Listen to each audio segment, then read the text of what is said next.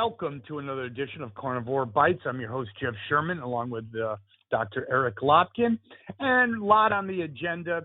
One of the things I think is most interesting to me, and hopefully you and our listeners, is that weakness always creates a vacuum.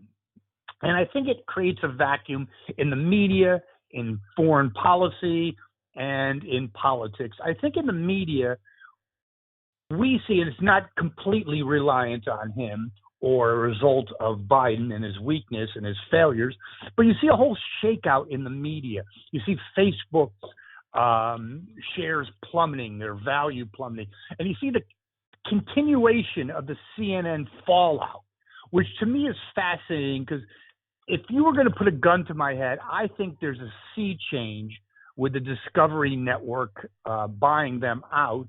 I believe they're going to switch to more of a hard news and abandoning the far left philosophy and business model that Zucker has implemented over the last many years, and returning to possibly the CNN that we, I'll use the term, grew up on or once knew in terms of the Gulf Wars and other things. It was the go-to network, and their ratings always go up and down, but nothing like this. This is a precipitous drop of, I think they've lost like crazy amounts, like 70% of their listeners. Your comment?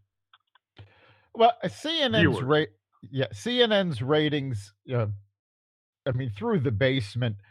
And it's honestly not that surprising because they built their ratings over the past several years on attacking Donald Trump. And basically what's happening is, they pushed that the Wuhan lab leak theory was, bunk. There was no way that was possible. Turns out that that's probable. Exactly. They pushed the Steele dossier. Turns out to be fake.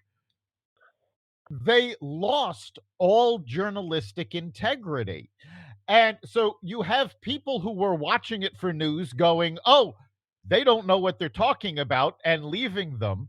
And then they've got their left-wing base, and they're going, well, you don't have any credibility. I may like what you say, but it doesn't seem to be true.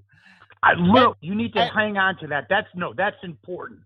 You may like I could tell you're a rock star, you're in the next Elvis. You might love what I have to say about you, Dr. Lopkin, but that doesn't mean you don't start tuning out by saying, this is not credible. And I think what you're saying is a very salient point. You might like what someone has to say, but if you know they're lying, what's the point in viewing them? Right. And, we've seen this over and over again with liberal networks. Liberal networks do not survive unless they're attacking somebody. And this goes all the way back to the radio network Air America. Oh, God. Well, that's where Rachel Maddow, I think, got her start. And now, on the whole thing about the media, she's taking a hiatus to work on a film. That's like when you say to someone, I'm working on a novel. What it really means is you're unemployed. Comment? It didn't just happen out of the blue. She's not unemployed. She's still under contract with MSNBC. But even she realizes she has been pushing lies for so long, she's got no credibility. And it's the same reason ABC pulled Whoopi Goldberg off The View for 2 weeks.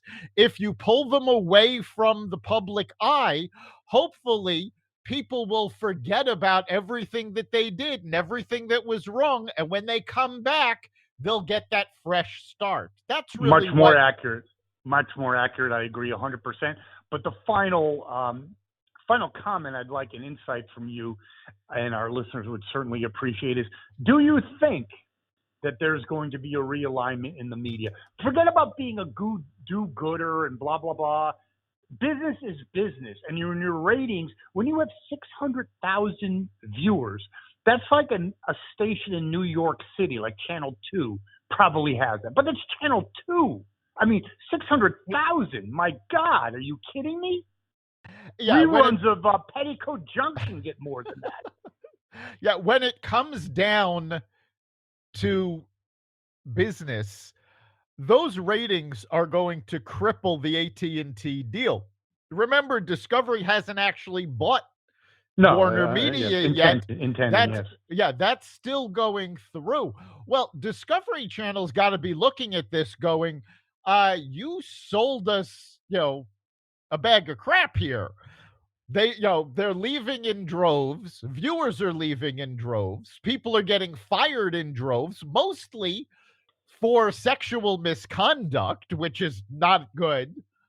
I think when Discovery steps in, they're going to go, no, we have to get rid of everybody and put a fresh coat There's of paint no on the question about it. place. I think it's going to be refreshing to all of us because I watch something that's liberally oriented, fine.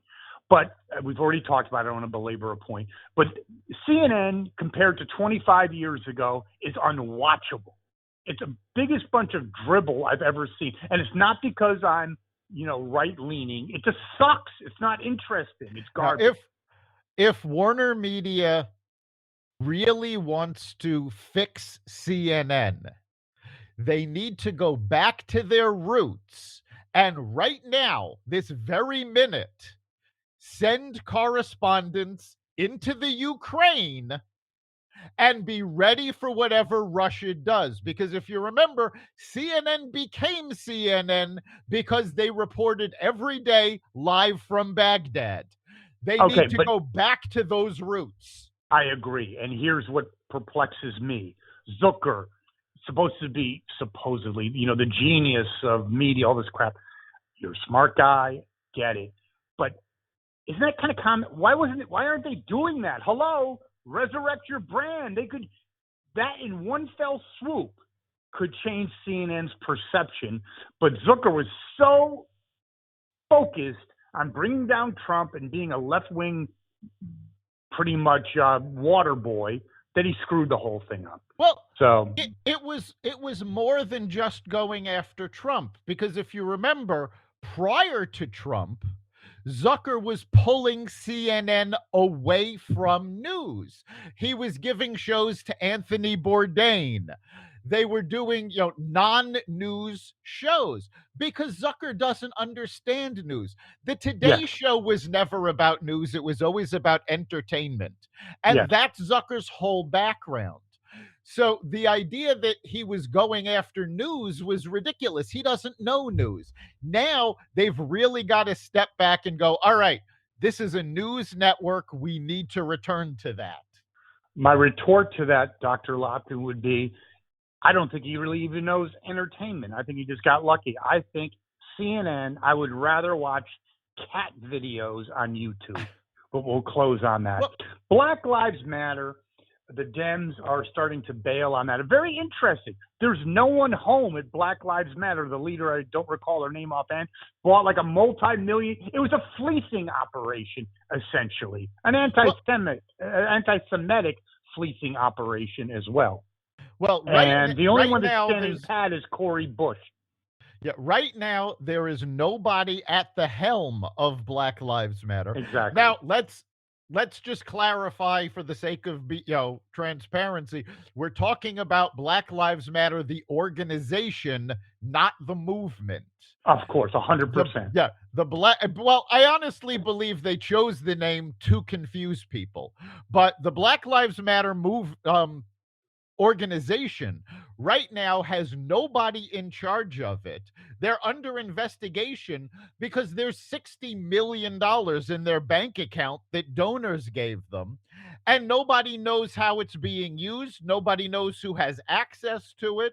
This entire thing is turning out to be a scam.